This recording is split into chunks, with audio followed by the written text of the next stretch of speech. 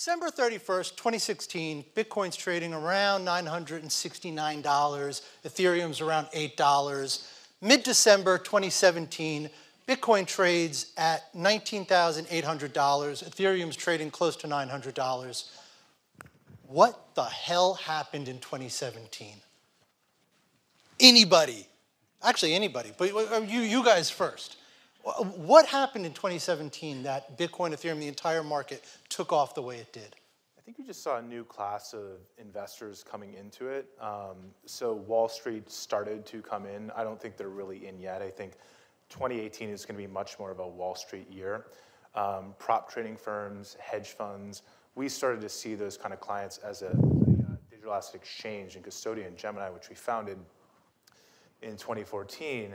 Our first customers were much more retail. This is the first time in history that retail beat institutions in. So like mom and pops, Uber drivers were buying cryptocurrency, and institutions are still sort of getting into it. Like Wall Street was sort of asleep at the wheel. Silicon Valley venture funds took a long time to get in. They've just started to change their documents. And we built infrastructure that's licensed so that these big institutional players can actually come in like Gemini. So they can do business with a trust company. They don't want to do business with Mt. Gox, which is how Cameron and I originally bought our Bitcoin. And we said, hey, this is a big problem. If this technology is going to be something big, if it's going to actually link, if we're going to connect this island of technology and utopia to the mainland of finance, we've got to build a licensed gateway bridge to do that. And Gemini was sort of our solution to that. We knew it couldn't look like Mt. Gox for the price to be what it is Myriad right obvious now. reasons. Yeah. Yeah, it's interesting on that. I'm certainly not ignoring you, Josh Brown. But it makes me think, I remember a couple years ago visiting you guys in your new offices down in New York, and I asked you this question, why New York? And I think that probably will illustrate what you're talking about. Like, why did you choose to locate in New York of all places?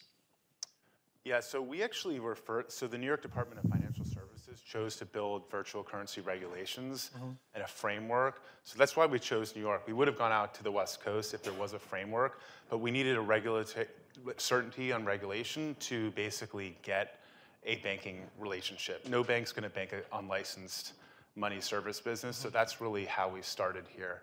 And that framework was built, I think, in 2014, 2015. Yeah.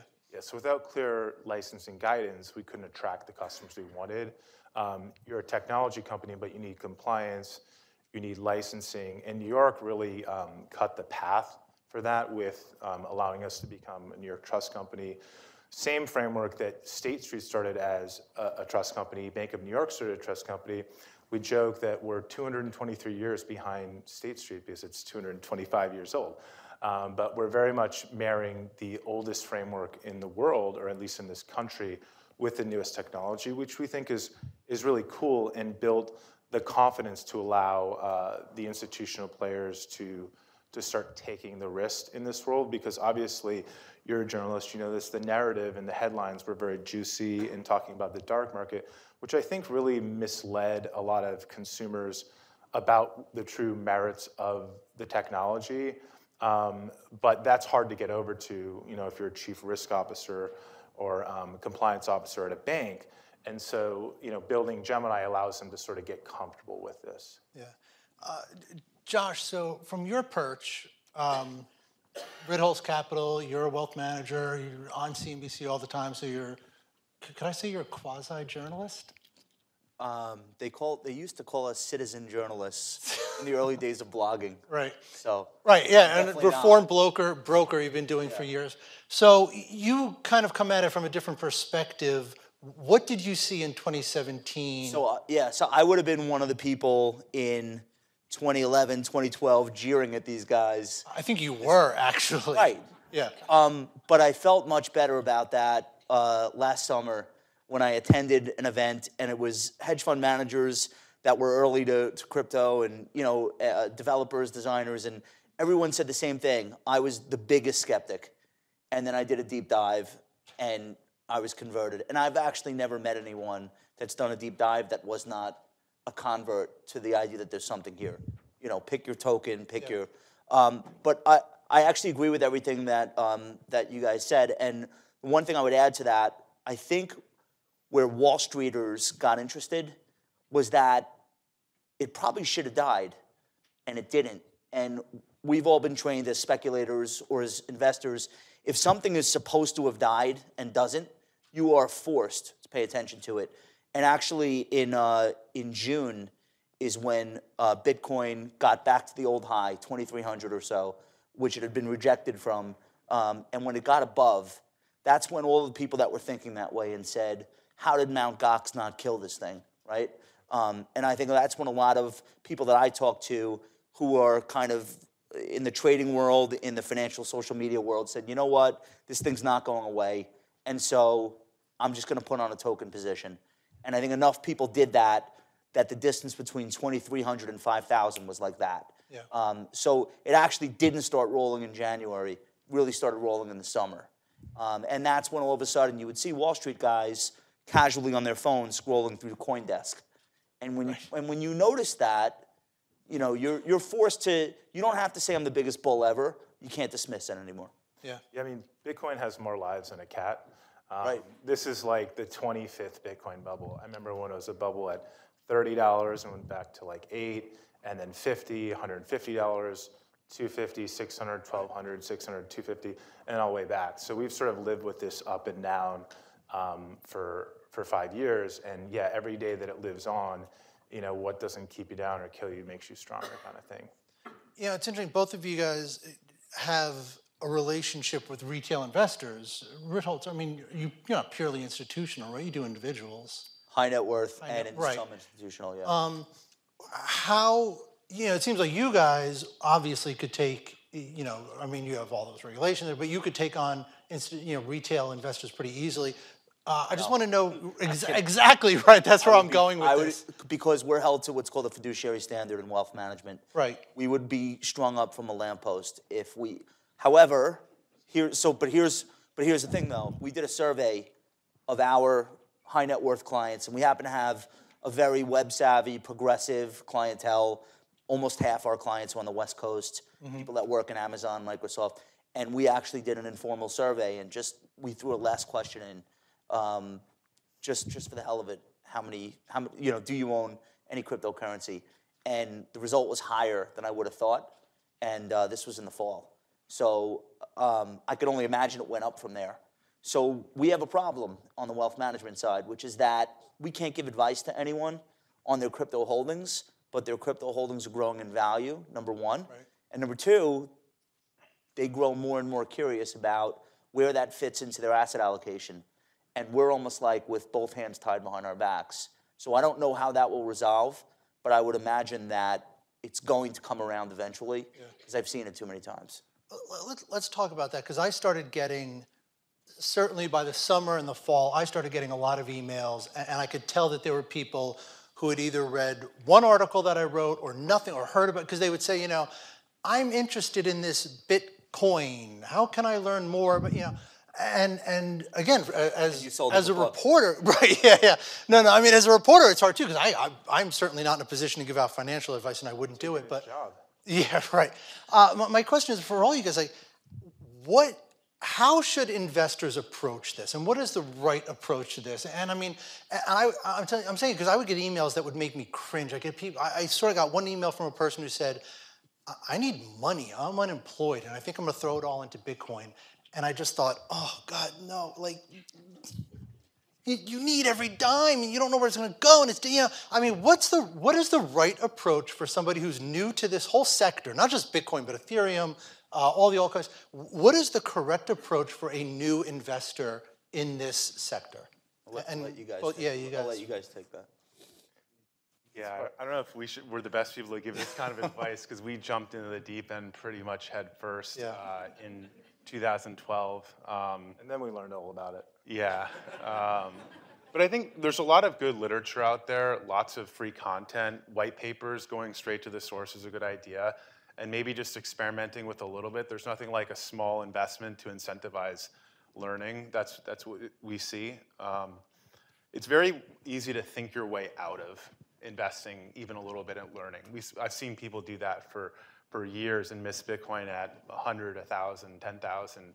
But the gold framework seems to make a lot of sense for Bitcoin if you look at the characteristics of what makes gold interesting and valuable. The fact that it's scarce, durable, fungible, divisible. Bitcoin's actually fixed. It's much more portable. You can send it around like an email. It's like gold built for the internet, or gold 2.0. So it's actually better at being gold than gold when you look at the characteristics on the merits of what make gold valuable for the last, I don't know, thousands of years. So we sort of like the gold framework for Bitcoin. And the gold market cap, people estimate at $7 trillion. So if Bitcoin's at 100 billion or 200 billion, people are like, oh, it's gone up a lot. It feels really rich. But we kind of feel personally, this is not investment advice, that there's still— Nothing should be construed as investment advice. There's still a 20 or 30x appreciation. In gold, Bitcoin is just the store of value solution or piece of cryptocurrency. It's like the first cut, and that's what it is. It's sort of like MVP of cryptocurrency, whereas Ether, the token of the Ethereum network, is sort of like digital oil. It allows you to use the world's decentralized virtual machine. So instead of going on to Amazon and using their cloud computing, you go on the Ethereum network, and computers from around the world do the same thing. They're not centralized in Ashburn, Virginia, like Amazon or in Oregon. So Ether is sort of like owning an API key into Amazon, which you attach your credit card to and buy server space. You buy Ether, and then you can use that global computer. So if you have like digital store of value in Bitcoin, you have digital oil in Ether. Zcash is maybe a digital cash version. Filecoin is digital storage. You know, Ether's back to compute. There are these different functions that these cryptocurrencies and protocols fill. So Bitcoin's not trying to be everything to everybody. Sort of like gold bars aren't competing with stocks or bonds or other asset classes. It's just one piece of the larger portfolio, and it's one piece of re-architecting the internet, which Joe talked about before, which is basically 5 silos. It's the FANG companies: Facebook, Apple, Amazon, Netflix, Google, maybe add Microsoft. So when you log into the internet, you're really logging into 5 or 6 companies. And these cryptocurrencies bring all of that data on the application layer that's siloed down into the protocol layer that's owned by the users who buy into that network. So that's sort of how we visualize it. You know, we don't think Bitcoin's necessarily going to be a great payment system. Usually you have to choose between being store of value, like gold, or payments like a dollar. And it's very hard historically to be both. So I sort of joke, you're LeBron James or you're Nadia Comaneci. They're both incredible athletes, the best at what they do, but they would be terrible at each other's sports. So you can be... Who would be better at whose sport? Josh, you would not advise any of your clients, I would imagine, to go 100% gold, would you? No, we're actually 0% gold. And I have a slightly different take. Gold is actually not a great investment because it does not do as good a job at holding its value relative to the goods and services that people have to purchase as real estate, as stocks. And I think blockchain has the ability to be much more useful than gold. And as far as whether it's Bitcoin or some other token, I'm like the last person that someone should ask. I'm a hodler, I'm doing the whole thing that I'm supposed to be doing. But I'm a little bit more pessimistic because I think it's so early that the real wipeout hasn't happened yet. And Joe used the example of .coms, but this has played out so many more times where we get a bubble, we get a lot of infrastructure built out around that bubble. We don't really know what to do with it, or there's too much of it. And then you have this collapse and everyone's wiped out with 1 or 2 exceptions. But then new people come along and pick up the pieces and do something. And like the example everyone uses from the .com bubble, all the fiber that was laid, it was too early, there was no use.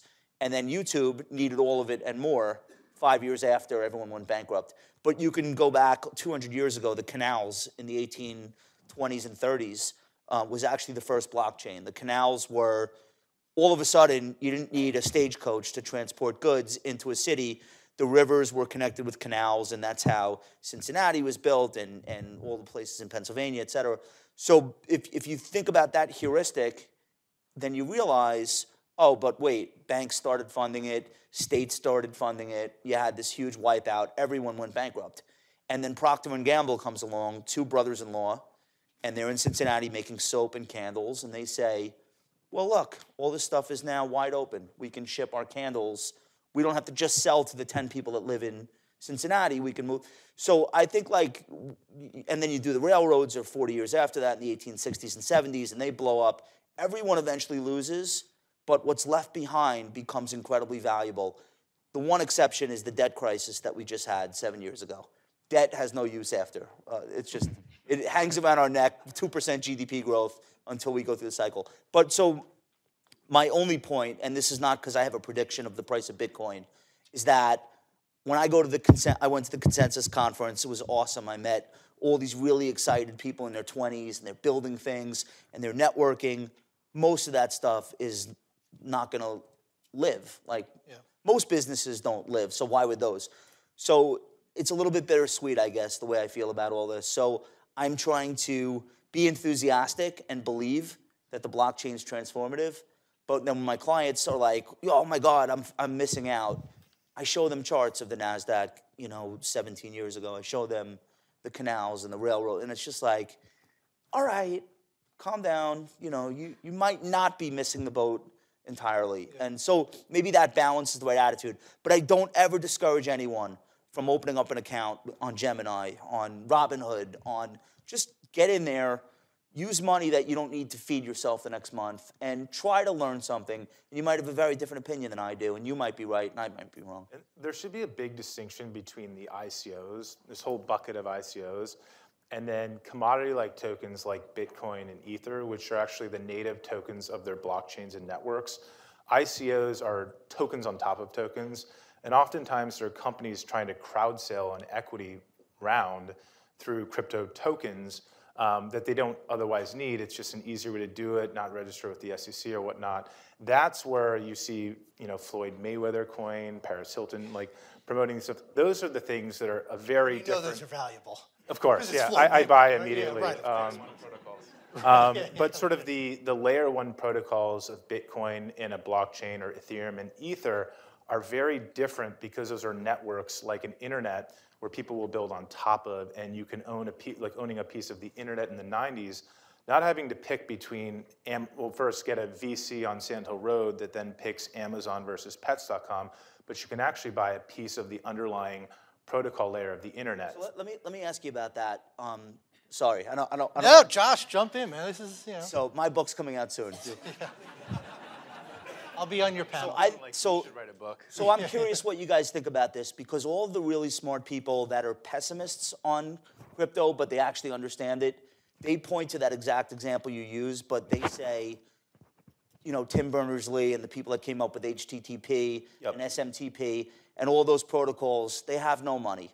All of the money came from the application layer above, That's the right. Googles, the Facebooks. And so this idea that like the internet was this huge value creation thing, not for the protocol, none of the value is in that protocol. So why is the blockchain or these base layer applications, why will they be different than that paradigm that we just witnessed 20 years ago? Because they have incentive tokens. Like Bitcoin is the incentive token of the Bitcoin network, which incentivizes miners and people to basically build on that network.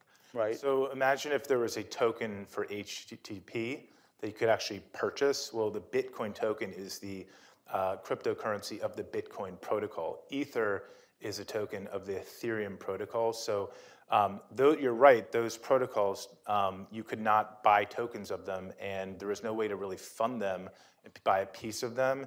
And many of them are kind of like academic projects, in labs, run by almost like nonprofits. And they might have like a couple $100,000 of funding a year. But there's no way to buy a piece of it. But all of a sudden... Does the coin have to go, if everyone adopts blockchain, so like Vanguard in my industry, Vanguard is going to start doing reconciliation and settling trades like that using blockchain and maybe saving a half a basis point. So that's, to me, exciting, but that doesn't require a coin going up in value. So that's why I asked that question. Well, that's like blockchain for reconciliation of back offices, but we're talking about bringing market dynamics to protocols via cryptocurrencies. So you need to think of Bitcoin as a protocol that people build applications on top of, just like you built Gmail on top of SMTP or IMAP. Those protocols now have tokens and people who launch them. So the value is actually going down not to the application layer, but below that. So you know, a Bitcoin company doesn't work out before Bitcoin works out. Right. In the old days, there was no way to get a piece of the ecosystem. Think of Bitcoin as a call option on, or a piece of security of the whole ecosystem. The same thing with Ether. And you know, Gemini is a company on top of them, but you can get exposure to the whole ecosystem by buying the tokens themselves.